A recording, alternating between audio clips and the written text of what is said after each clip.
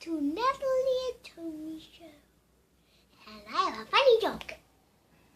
Tonight my cousin's sleeping over my house.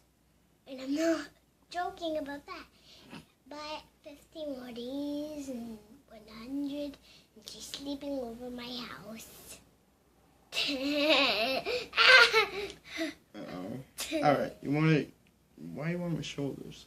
Because I want to be all over you. Oh, come on, don't be gross.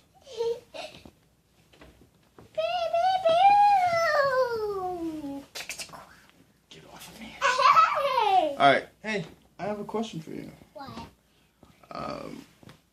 With the holidays coming up. 3 in a row. 3 in a row. Do you want to tell everyone what holidays are coming up?